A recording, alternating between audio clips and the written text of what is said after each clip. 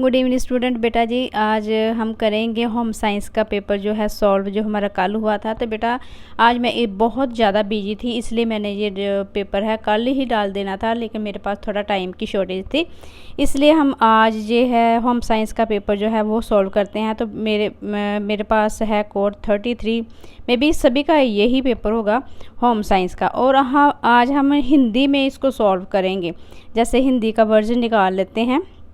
तो सबसे पहले हमारे वस्तुनिष्ठ क्वेश्चन आते हैं, जैसे कि समय और शक्ति डैश साधन है। ये फर्स्ट लेसन में से ही है, भौतिक साधन है, ठीक है। और विटामिन ए की कमी से डैश रोग हो जाते हैं। अंधराता भी बोल सकते हो आप, और रतौती भी बोल सकते हो, ठीक है। रतौती भी बोल सकते हो। अंधराता ज़्यादातर है कि नॉर्मल सा वर्ड है, तो जो दूसरा है वो संस्कृति का वर्ड है, ठीक है। आगे हमारा आ जाता है दालें डैश का अच्छा स्रोत है। किसका? प्रोटीन और कार्बोहाइड्रेट्स का। और डैश परिवार छोटा परिवार होता है, तो हमारा आंसर आना चाहिए इकाई परिवार छोटा परिवार होता है।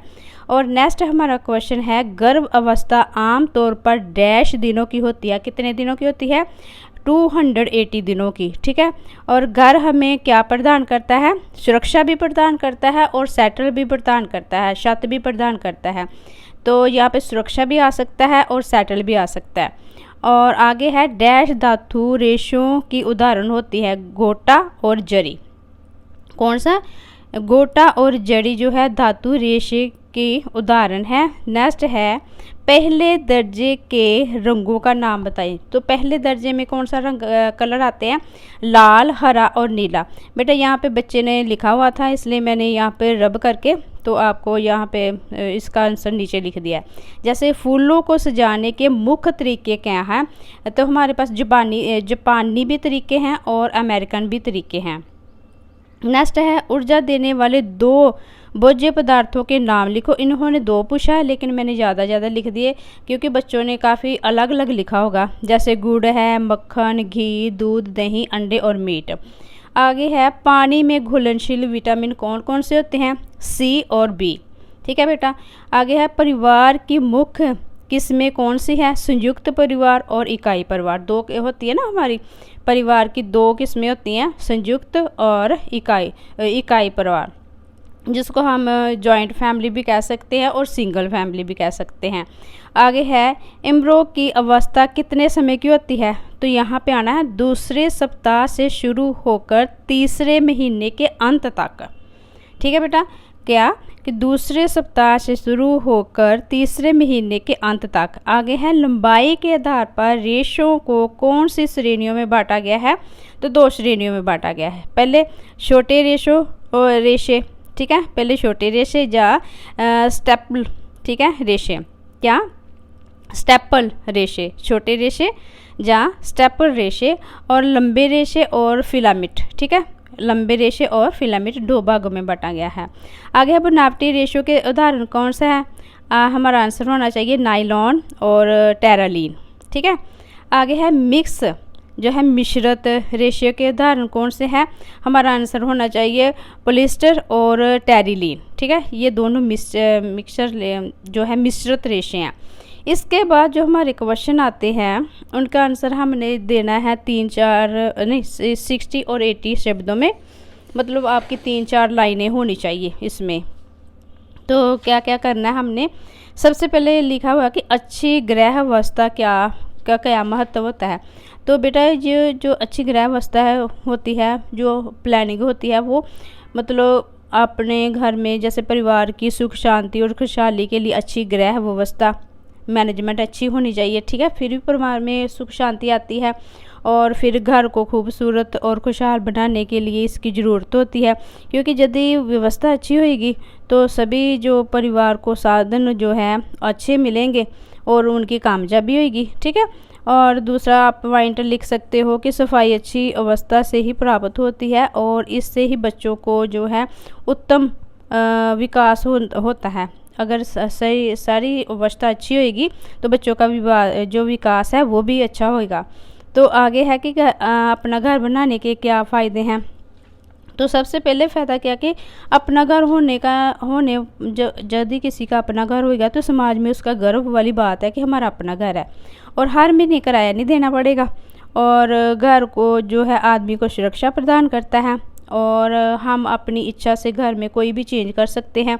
अब नुकसान क्या है इसका, कहते हैं कि घर बनाते समय काफ़ी पैसा लगता है, बहुत ज़्यादा पैसा लग जाता है, और यदि हमारा जो बैलेंस है वो ऐसे हो जाता है, मतलब बहुत ज़्यादा पैसे खर्च हो जाते हैं और हमारा जो बैलेंस है वो कम हो जाता है, और इस पे अगर कोई प्रॉब्लम आ जाए तो फिर हमें एकदम से मुसीबत आ जाती है।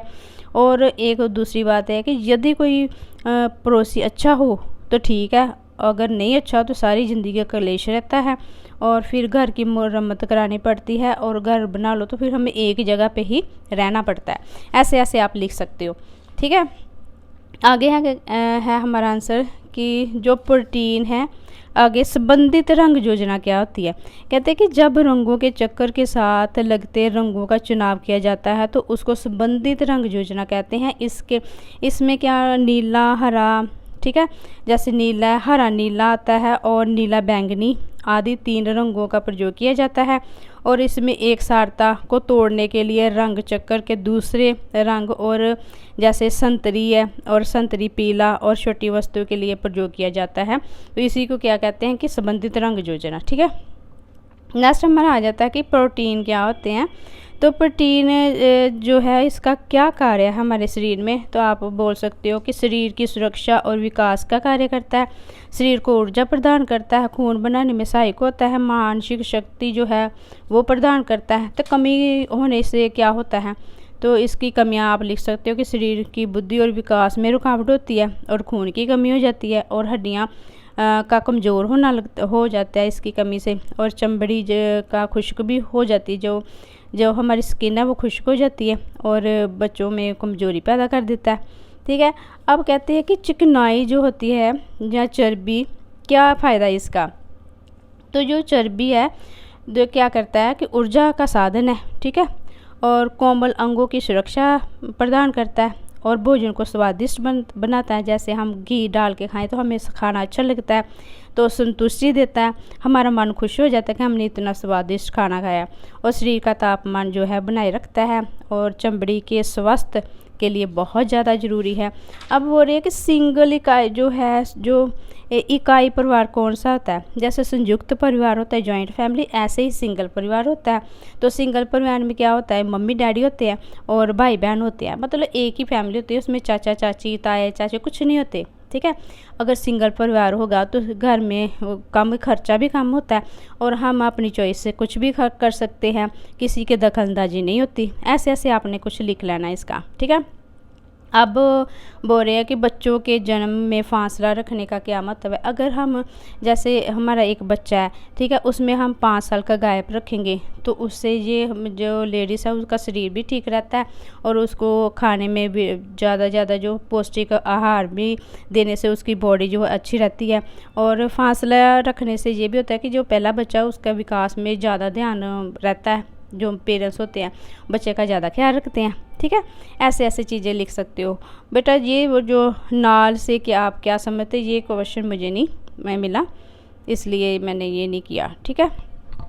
तो ये वाले कपड़े की विशेषता, जो लिनन के कपड़े हैं उसकी विशेषता बतानी है कि कैसा कैसा होता है, और ऊनी कपड़े की देखभाल करनी है कि जैसे ऊनी कपड़े जो होते हैं वो कमज़ोर रेश के बने होते हैं, और उसको धोना होता है तो उसको लटका कर सुखाना नहीं होता, और सर्दियों में ये यूज़ करने के बाद जब हम इसको गर्मियों में यूज़ करने के लिए नहीं रख सकते ना, सर्दियों में यूज़ करते हैं, तो उसको सुरक्षित रखने के लिए, अगली सर्दियों तक सुरक्षित रखने के लिए उसको संभाल कर रखना है, उसको गीला ऐसे तय करके नहीं रखना। ऐसे ऐसी बातें आप रख सकते हो।